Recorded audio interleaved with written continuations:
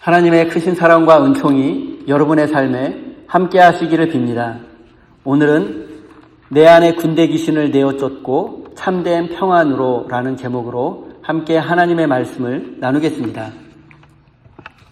오늘 우리가 함께 읽은 본문 말씀에는 귀신 들린 사람의 이야기가 기록되어 있습니다.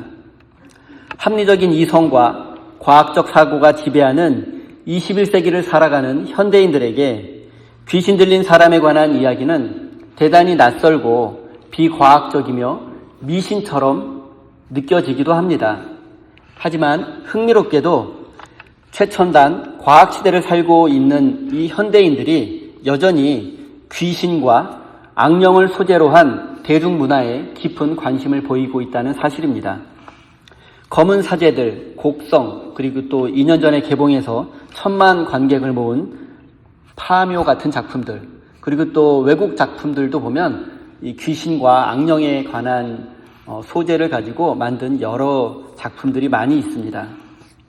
보통 이런 영화들에는 악령에 사로잡힌 사람이 눈이 뒤집어지고 또 기괴한 목소리를 내면서 전혀 알아들을 수 없는 고대의 언어 또는 이상한 주문 같은 걸로 말을 하기도 합니다. 그리고 또 여러 사람들이 한꺼번에 덤벼도 당해낼 수 없는 초인적인 괴력을 발휘하기도 합니다.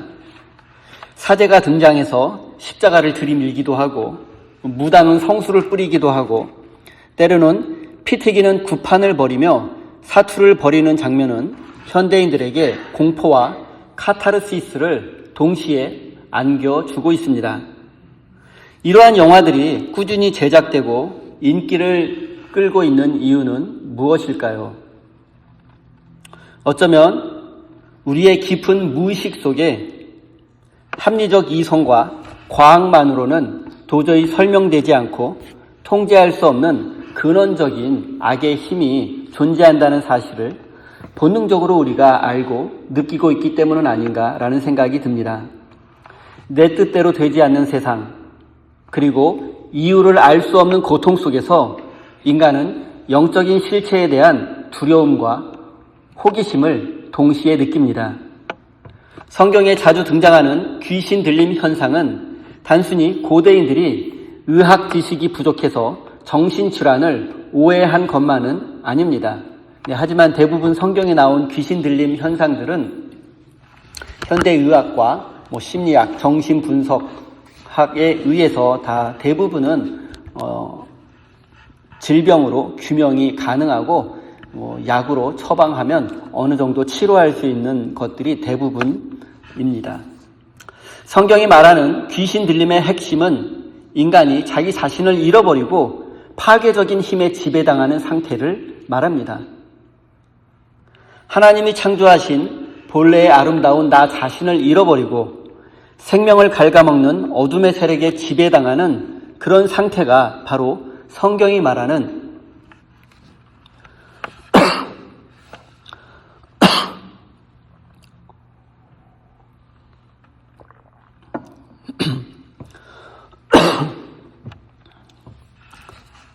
성경이 말하는 귀신 들림의 핵심입니다. 그렇다면 오늘날 이 시대를 살아가는 우리는 이러한 영적인 억압으로부터 자유롭다고 말할 수 있을까요? 어쩌면 오늘날 귀신은 눈에 보이는 귀괴한 모습이 아니라 자본주의라는 세련되고 합리적인 옷을 입고 우리를 지배하고 있는지도 모르겠습니다. 끝없는 경쟁에서 이겨야만 살아남는 승자 독식에 대한 불안, 내가 소유한 재산과 사회적 지위가 내 가치를 증명한다는 물질 만능주의, 그리고 타인을 밟고 올라서야만 인정받는 능력주의가 바로 현대인들의 영혼을 갉아먹는 무서운 군대의 귀신은 아닌가라는 생각이 듭니다. 이런 귀신에 사로잡힌다면 우리는 이웃의 아픔에 공감하는 능력을 상실하게 될 것이고 우리는 영적으로 서서히 메말라 죽게 될 것입니다. 이런 상태에서는 아무리 좋은 우울증 약을 먹고 비싼 심리 상담을 받아도 채워지지 않는 깊은 공허함을 느끼게 될 것이고 이 공허함이 결국 우리 영혼을 파괴하고 말 것입니다. 이제 오늘 본문 말씀의 내용을 간단히 소개하겠습니다. 예수님과 제자들은 갈릴리 호수를 가로질러 이방인들이 사는 거라사 지역에 도착했습니다. 그리고 예수님이 이곳에서 처음으로 만난 사람은 바로 귀신 들린 사람이었습니다. 이 귀신 들린 사람은 제대로 된 옷도 걸치지 않았고 마을 사람들에게 쫓겨나 무덤가에서 짐승처럼 살고 있었습니다. 마을 사람들이 그를 쇠사슬과 고랑으로 묶어두어도 귀신의 힘으로 그것을 끊어버리고 광야를 헤매기도 하는 통제불능의 사람이 바로 이 귀신 들린 사람이었습니다. 흥미로운 것은 예수님을 만난 이 귀신 들린 사람의 반응입니다. 귀신 들린 사람은 예수님을 보자마자 그 압도적인 위험 앞에 엎드리고 말았습니다. 그리고 이렇게 고백합니다. 가장 높으신 하나님의 아들 예수님, 당신이 나와 무슨 상관이 있나이까? 제발 나를 괴롭히지 마십시오. 그리고 예수님께서 그에게 이름이 무엇이냐고 묻자 군대라고 대답했습니다. 군대처럼 강력하고 또 많은 숫자의 귀신이 그 사람의 몸속에 들어가 있었기에 귀신의 이름이 군대라는 것은 충분히 이해가 됩니다. 예수님 앞에 서 있는 귀신들은 지옥으로 떨어지는 대신에 마침 근처에 있던 돼지떼에게 들어가게 해달라고 예수님께 부탁합니다. 그리고 예수님이 허락하시자 귀신 들린 사람의 몸에 들어가 있던 군대 귀신이 돼지떼의 몸속으로 들어가게 되었고 그 돼지떼들은 모두 갈릴리 호수에 빠져 죽고 말았습니다. 그리고 이 마을 사람들은 돼지떼가 호수에 빠져 죽었다는 소식을 듣고 모두 현장으로 달려왔습니다. 그리고 그들은 귀신 들렸던 사람이 옷을 단정히 입고 제정신이 들어 예수님 앞에 있는 것을 보았습니다. 귀신 들린 사람이 귀신으로부터 해방되었으니 마땅히 마을 사람들이 기뻐해야 했지만 거라사 마을 사람들은 오히려 크게 두려워하며 예수님이 우리 마을에서 떠나가도록 부탁했습니다. 결국 예수님은 마을을 떠나게 되었고 귀신에서 해방된 사람은 예수님을 따르는 제자가 되고 싶었지만 예수님은 그를 다시 마을로 돌려보내며 하나님이 너에게 하신 일을 전하라고 그에게 사명을 주셨습니다. 우리가 이 이야기 속에서 첫 번째로 주목해야 할 것은 이 사람을 지배하고 있던 귀신의 이름입니다. 예수님이 내 이름이 무엇이냐라고 물었을 때 귀신은 군대라고 대답합니다. 군대라는 단어는 헬라어 레기온을 번역한 것이며 이 레기온은 당시 6,000명으로 이루어진 로마 군단을 의미합니다. 오늘날로 말하면 사단급 부대를 뜻하는 것이 바로 레기온, 군대. 이 군대 귀신의 이름이 바로 이 레기온입니다. 그런데 왜 이 갈릴리 변방에 귀신 들린 사람에게서 로마 군대라는 이름이 튀어나왔을까요? 성서학자들의 연구에 의하면 당시 갈릴리 주변의 이 거라사 지역과 데카폴리스 지역에는 실제로 로마 10군단이 주둔하고 있었다고 합니다. 그리고 이 로마 10군단은 갈릴리 지역의 백성들에게 무자비한 폭력을 행사했고 백성들의 삶을 파괴하고 약탈했으며 이에 저항하는 많은 사람들이 희생당했다고 합니다. 이것은 역사에 기록된 사실입니다. 그리고 오늘 본문에 귀신 들린 사람은 이 로마 10군단 병사들에 의해서 부모와 형제 자매 모두가 죽임을 당했고 그 끔찍한 고통으로 군대 귀신에 사로잡히게 된 것입니다. 현대의학에서는 이런 상태를 PTSD, 외상 후 스트레스 장애, 좀 더 쉽게는 심각한 트라우마라고 부릅니다. 전쟁에 참전했던 군인들이나 끔찍한 사고를 겪은 사람들이 평생 환영과 악몽에 시달리며 정상적인 생활을 하지 못하는 것과 같습니다. 이 귀신 들린 사람은 오늘 현대인의 의학적 관점에서 보면 PTSD에 해당됩니다. 로마 제국 군대의 폭력이 한 인간의 정신과 영혼을 파괴했고 그 끔찍한 폭력의 기억에 사로잡혀 제정신으로 살 수 없게 되었고 그래서 귀신 들린 사람이 되었습니다. 마을 사람들은 그를 미친 사람으로 취급합니다. 그래서 그는 마을에서 쫓겨나 무덤 곁에서 짐승처럼 살아갈 수밖에 없었습니다. 그런데 우리가 살아가는 이 시대의 모습, 오늘 우리의 시대는 어떠합니까? 우리는 로마 군대의 폭력 앞에 서 있지는 않지만 다른 형태의 수많은 군대 귀신들에게 포위당해 있습니다. 현대사회는 피를 흘리지 않을 뿐 보이지 않는 폭력과 억압으로 우리의 영혼을 짓누르고 있습니다. 눈을 뜨면 접하게 되는 지구촌 곳곳의 전쟁과 폭력의 소식, 끊임없이 내 삶을 남들과 비교하게 만드는 소셜미디어, 그리고 쉴 틈 없이 돌아가는 무한경쟁 사회의 압박감이 바로 우리 시대의 군대 귀신일 것입니다. 이처럼 겉으로 드러나는 현상만이 귀신 들림이 아닙니다. 자본주의라는 거대한 시스템 속에서 성공과 성취만을 강요받으며 우리의 자아를 갉아먹는 무의식적 강박이 바로 이 시대의 군대 귀신이라고 할 수 있습니다. 우리는 타인에게 인정을 받지 못하면 무가치하다는 거짓에 시달리며 매일 우리 내면에서 전쟁을 치르고 있습니다. 이 보이지 않는 쇠사슬이 우리 영혼을 서서히 질식시키고 있습니다. 우리는 이곳 보스턴에 뿌리 내리며 살아가는 우리의 삶도 크게 다르지 않습니다.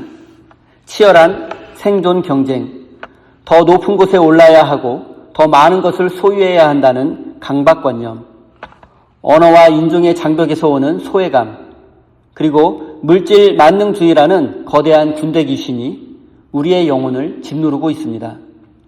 남들보다 뒤처지면 실패한 인생이라는 두려움 때문에 스스로를 가혹하게 몰아세우고 쉼없이 일하고 있습니다. 우리는 지금 깨끗한 옷을 차려입고 교양이 가득한 모습으로 예배당에 나와 있지만 어쩌면 우리 내면은 무덤 사이를 헤매며 소리 지르는 군대 귀신에 사로잡힌 사람과 크게 다르지 않을 수도 있습니다.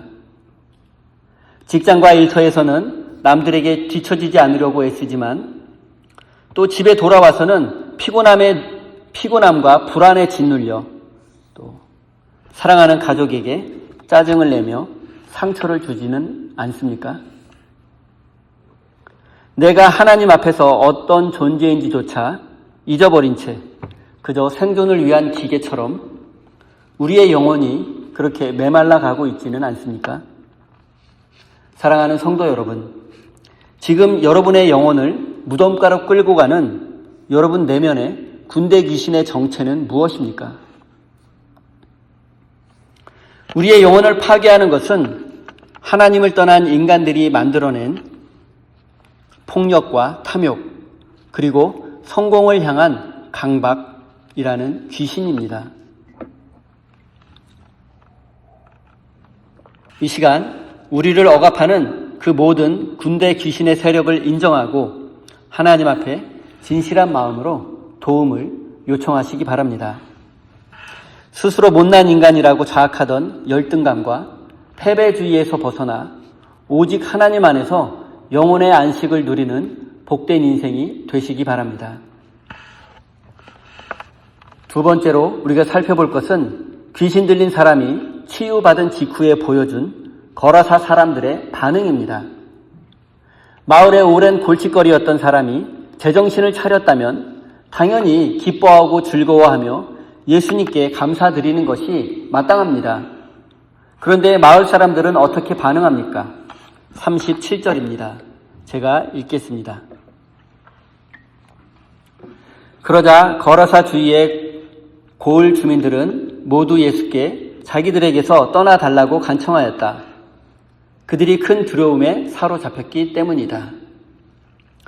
거라사 사람들은 도대체 왜 두려워했을까요? 무엇을 두려워했을까요? 프랑스 철학자 르네 지라르는 희생양 메커니즘이라는 개념으로 인간 사회의 구조를 설명한 바 있습니다. 인간 사회는 내부의 갈등과 불만이 쌓일 때 그것을 해소하기 위해서 약자나 소수자를 희생양 삼아서 폭력을 가하고 그들을 차별하고 배제함으로써 내부의 결속과 평화를 유지한다는 개념. 이 개념이 바로 희생양 메커니즘입니다.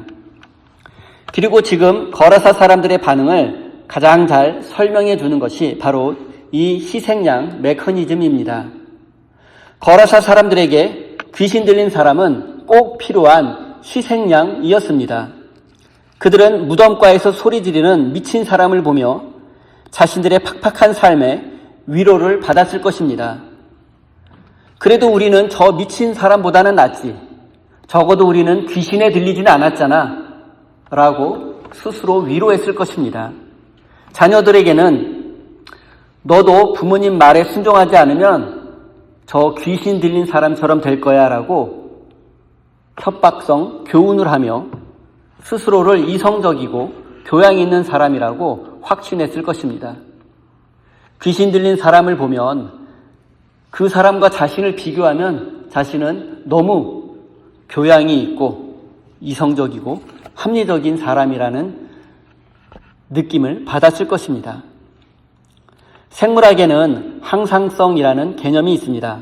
항상성이란 생명체가 외부의 환경 변화에 맞서 현재의 상태를 계속 유지하려는 성질입니다. 예를 들면 우리가 열심히 운동을 해서 몸의 체온이 올라가면 체온을 낮추기 위해서 우리 몸에서 수분을 바깥으로 배출하는 땀이 나는 것처럼 항상성은 현재의 상태를 유지하기 위한 노력입니다. 거라사 사람들에게 귀신 들린 사람은 마음의 항상성을 유지해주는 존재였습니다. 그런데 예수님께서 귀신 들린 사람이 제정신을 찾게 해주자, 귀신을 쫓아내자, 그가 올바른 사람이 되자 문제가 생겼습니다. 이제 귀신 들린 사람이 자신들과 똑같은 정상인이 되자 마을 사람들은 그동안 외면하고 감추었던 자신들의 위선과 폭력성을 드러내고 있습니다. 저는 이 지점에서 과연 누가 귀신 들린 사람인가라는 생각, 누가 정말 미친 사람인가라는 생각이 들었습니다. 귀신 들린 사람을 살려준 예수님을 자신들의 기득권을 지키기 위해서 쫓아내려는 저 마을 사람들이야말로 진짜 귀신 들린 사람이 아닌가라는 생각이 듭니다. 그리고 이 거라사 사람들의 이기적인 마음이 오늘 나에게도 있지는 않은가라는 생각이 들었습니다. 우리는 교회 안에서 그리고 우리가 속한 여러 공동체와 많은 인간관계 속에서 종종 누군가의 실패나 아픔을 보면 은근히 안심이 되지 않습니까? 마음이 편안해지지 않습니까? 나보다 못한 사람을 바라보며 나의 우월감을 확인하게 될 때 편안함을 넘어 자신감이 충만해지지 않습니까? 이 시대의 그리스도인들은 예수님의 사랑이 지나치다고 생각해서 적당한 수준의 종교 생활을 선호합니다. 세련된 종교인의 모습을 하고서 사실은 예수님을 내 삶의 먼 곳으로 밀어내려 하는 것, 이것이 바로 예수님을 쫓아내려 했던 거라사 사람들의 모습입니다.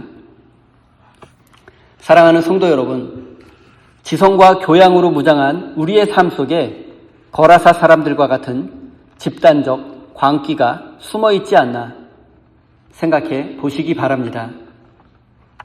우리의 기득권과 체면, 우리 삶의 편안함을 깨트리는 예수님의 말씀이라 할지라도 그것을 온전히 받아들이고 여러분 안에 은밀한 교만을 내려놓는 참된 믿음의 사람이 되시기 바랍니다.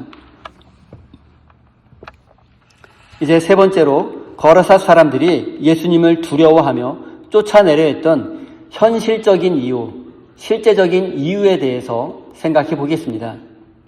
결론적으로 말씀드리자면 그것은 막대한 경제적 손실 때문입니다.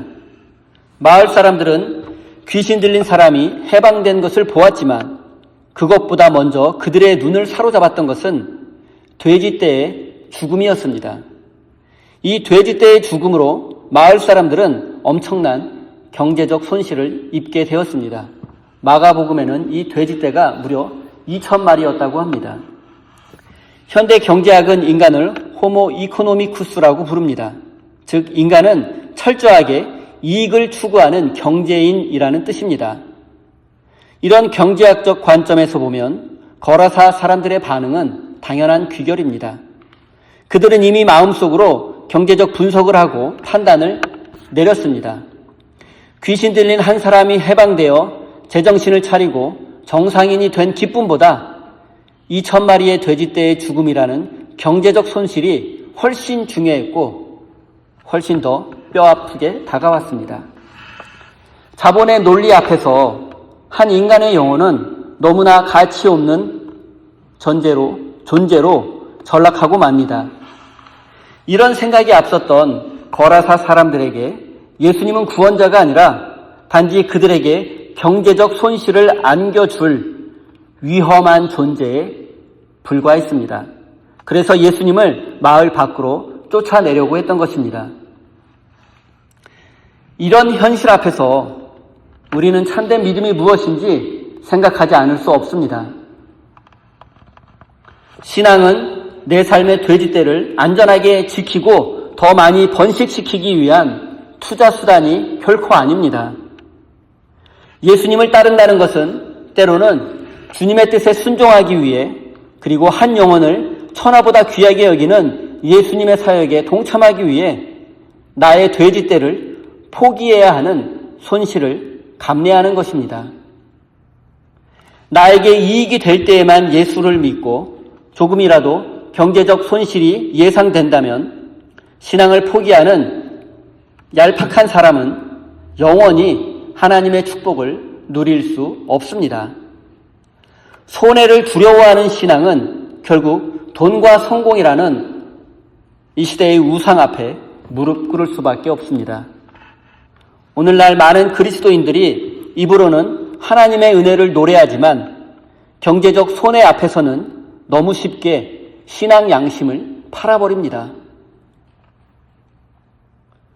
우리가 목숨처럼 소중히 여기며 지키려고 애쓰는 돼지떼는 결국 호수 속으로 허무하게 사라질 안개에 불과합니다. 진짜 영원한 가치는 돼지떼가 아니라 우리 영혼의 주인이신 예수 그리스도 한 분뿐이십니다. 사랑하는 성도 여러분, 지금 여러분의 마음을 사로잡고 있는 돼지떼는 무엇입니까? 지금 이 예배의 자리에서 하나님의 도움과 은혜를 구하면서도 정작 신앙 양심과 나의 이익이 충돌하는 삶의 현장에서는 예수님을 쫓아내려고 했던 적이 있지 않습니까? 사랑하는 성도 여러분, 참된 제자의 길은 나에게 주어진 십자가를 지고 기꺼이 손해를 감수하는 삶이라는 사실을 마음 깊이 새기시기 바랍니다. 이제 마지막 네 번째로 예수님께서 귀신 들림에서 해방된 사람에게 새로운 사명을 주신 것에 대해서 알아보겠습니다. 성경은 귀신에서 해방된 사람이 마침내 옷을 입고 제정신이 돌아왔다고 말합니다. 제정신이 들다는 헬라어 단어는 소프로네오인데 이 단어는 단순한 정신의 회복을 넘어 올바른 마음의 상태, 구원받은 자의 온전한 상태를 뜻합니다. 귀신 들린 사람은 단순히 귀신으로부터 해방된 것이 아니라 구원받은 하나님의 백성이 되었음을 알 수 있습니다. 그리고 귀신에서 해방된 사람은 예수님을 따르는 제자가 되고 싶었습니다. 그러나 예수님은 그 사람을 다시 마을로 돌려보내며 내 집으로 돌아가서 하나님께서 너에게 하신 큰 일을 이야기하라, 전하라, 증거하라, 복음의 증인이 되어라 라고 말씀하셨습니다. 그런데 예수님은 도대체 왜 이 사람을, 예수님의 제자가 되고 싶다고 따라오는 이 사람을 돌려보냈을까요? 예수님은 거라사 마을을 떠나시지만 치유받고 회복된 그 사람을 복음의 증인으로 그곳에 남겨두신 것입니다. 하나님이 우리에게 베푸신 은혜를 우리 삶의 자리에서 전하는 것이 우리의 사명이듯이 말입니다. 우리가 경험한 하나님의 은혜와 구원을 교회라는 울타리 안에만 가두어 두는 것은 신앙의 이기주의입니다. 예수님은 우리를 세상의 빛과 소금으로 부르셨으며 손해와 희생이 따르더라도 우리가 모든 삶의 자리에서 그리스도의 향기가 되기를 원하십니다.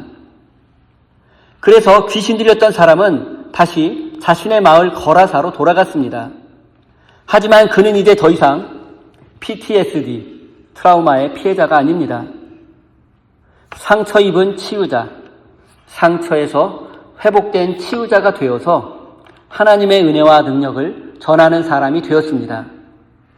예수님의 치유의 기적은 먼저 치유받은 우리가 누군가의 상처를 싸매어 줄 때 비로소 완성되는 것입니다.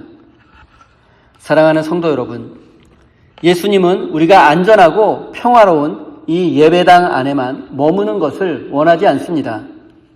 우리는 이 예배가 끝나면 다시 삶의 자리로 돌아가야 합니다. 그리고 우리의 일상 속에서 하나님의 사랑과 은혜를 증거해야 합니다.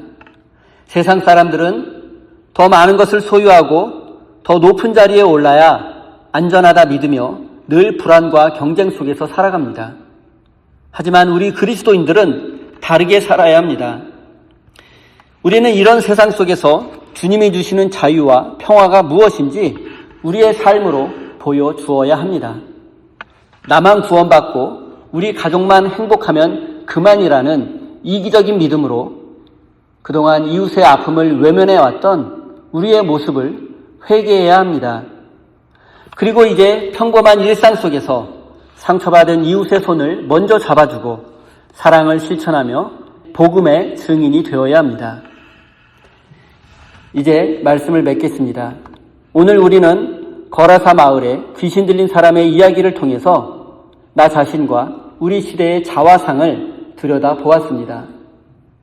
그리고 세상의 폭력과 트라우마에 짓눌려 스스로를 파괴하는 군대 귀신이 바로 우리 안에도 존재함을 깨닫게 되었습니다. 또한 진리와 생명 앞에서도 나의 적은 경제적 손실을 입게 될까 두려워 예수님을 내 삶에서 멀리 밀어내려 했던 우리의 어리석음도 깨닫게 되었습니다. 이제 우리는 결단해야 합니다. 우리를 지배하고 있는 이 시대의 군대 귀신, 곧 돈과 성공이라는 우상 숭배와 이웃을 향한 무관심, 그리고 끊임없는 비교의식이라는 쇠사슬을 끊어내야 합니다. 그리고 오직 하나님의 은혜만이 이 쇠사슬을 끊어낼 수 있음을 믿어야 합니다. 사랑하는 우리 세임교회 성도 여러분, 이곳 보스턴에서 이민자의 삶을 살아가느라 남몰래 눈물 흘리며 외로움에 아파하는 분이 지금 이 자리에도 계시지 않습니까? 하지만 이제 더 이상 불안해하거나 두려워하지 마십시오. 갈릴리 바다 건너편 이방인의 땅 거라사까지 귀신 들려 고통하는 사람을 찾아오신 우리 주님께서 친히 우리의 삶에 찾아오셔서 우리를 위로하시고 구원해 주실 것이기 때문입니다. 우리를 향한 예수님의 사랑은 수천 마리의 돼지떼가 희생된다 할지라도 결코 포기할 수 없는 절대적인 사랑입니다. 이 예수님의 사랑이 오늘 상처 입은 영혼을 위로하고 회복시켜 주실 것을 믿으시기 바랍니다. 이제 온전한 제정신을 차리고 예수님 안에서 참된 평화와 행복을 누리십시오. 그리고 이제 여러분의 삶의 현장에서 하나님이 여러분에게 행하신 위대한 일을 증거하는 참된 믿음의 사람이 되시기를 예수님의 이름으로 축원드립니다. 기도하겠습니다. 사랑의 하나님, 오늘 귀신 들린 사람의 이야기를 통해서 우리 내면을 돌아보게 하시니 감사드립니다. 주님, 우리는 로마 군대의 폭력 앞에 서 있지는 않지만 무한 경쟁과 자본주의라는 이 시대의 군대 귀신에게 포위당한 채 살아가고 있습니다. 낯선 이 땅 보스턴에서 이민자의 삶을 버텨내며 행여나 뒤처질까 스스로를 몰아세웠고 쉼없이 일하느라 우리의 영혼은 무덤가를 헤매는 귀신 들린 사람처럼 메말라가고 있습니다. 돈과 성공이라는 보이지 않는 쇠사슬에 묶여 가장 사랑해야 할 사람들에게조차 상처를 주고 이웃의 아픔을 외면했던 우리를 용서해 주십시오. 생명의 주님, 귀신 들린 사람이 회복되는 기쁨보다 내 삶의 돼지떼를 잃어버릴까 두려워 주님을 내 삶의 변두리로 밀어내려 했던 우리의 어리석음을 고백합니다. 이제는 경제적인 손실 앞에서도 신앙 양심을 팔지 않게 하시고 세상의 헛된 안개와 같은 우상을 과감히 버리고 오직 예수 그리스도 한 분만을 온전히 섬기는 참된 제자가 되게 해 주십시오. 이제 우리를 올가매던 모든 억압에서 풀려나 온전한 제정신으로 참된 평화를 누리며 살게 해 주십시오. 그리고 다시 세상으로 나아가 무한 경쟁의 툰바구니에서 고통받는 이웃들에게 다가가 그들의 손을 잡아주는 상처 입은 치유자가 되게 해 주십시오. 사랑의 하나님, 우리에게 허락하신 모든 시간과 물질 그리고 우리가 누리는 건강조차도 모두가 주님의 은혜임을 고백하며 이 시간 정성껏 구별한 예물을 올려드립니다. 주님, 우리는 종종 세상의 가치관에 흔들려 돼지떼를 모으고 지키는 일에 우리의 마음과 삶을 쏟아 부었음을 고백합니다. 이제 이 예물을 드리는 우리의 손길이 썩어 없어질 세상의 물질보다 영원하신 하나님의 사랑을 의지하겠다는 우리의 참된 믿음의 고백이 되게 해 주십시오. 이 물질이 쓰이는 곳마다 무덤가에서 소외당하고 신음하는 영혼들이 살아나게 하시고 어둠의 권세에 짓눌린 자들이 참된 자유와 행복을 누리는 생명의 역사가 일어나게 해 주십시오. 예수님의 이름으로 기도드립니다. 아멘.